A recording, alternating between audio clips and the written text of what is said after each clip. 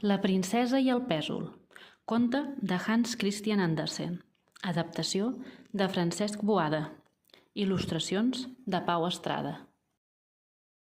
Hi havia una vegada un príncep que es volia casar amb una princesa, però volia, sobretot, que fos una princesa de bo de bo. El príncep va muntar el seu cavall i se'n va anar a córrer el món tot buscant, per casar-s'hi, una princesa de bo de bo. Però a totes les que va veure els va trobar algun defecte. De princeses, prou n'hi havia, però que n'era de difícil saber si eren princeses de bo de bo. I el príncep va tornar al seu palau tot trist i ensopit, perquè volia de totes una princesa de bo de bo. Un vespre es va desfermar una tempesta d'allò més terrible, amb uns llamps i trons que esgarrifaven, feia molt de vent i l'aigua queia a bots i barrals. Era una tempesta que feia por. En aquestes, algú va trucar a la porta del palau i el rei mateix va baixar a obrir.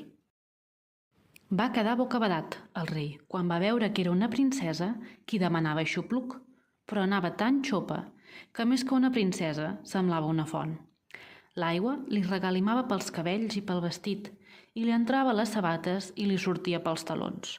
Però ella va dir que era una princesa de bo de bo.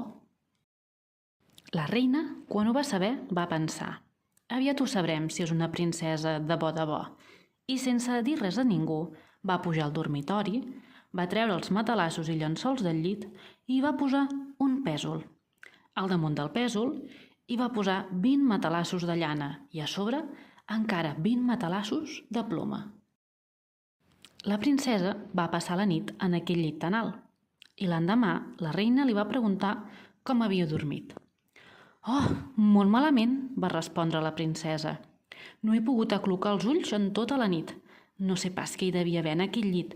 Una cosa dura se'm clavava a la pell i m'ha deixat tota plena de blaus. Quina nit, oh, quina nit!» D'aquesta manera van veure que havia de ser per força una princesa de bo, perquè tot i els 20 matalassos de llana i els 20 matalassos de ploma, ella havia sentit la molèstia del pèsol. I tothom sap que una pell tan delicada només la pot tenir una princesa de bo. I el príncep s'hi va casar, ben convençut que ho feia amb una princesa de bo. I el pèsol el van dur al museu i encara hi deu ser si no se l'ha emportat ningú. I vet aquí una rondalla de bo.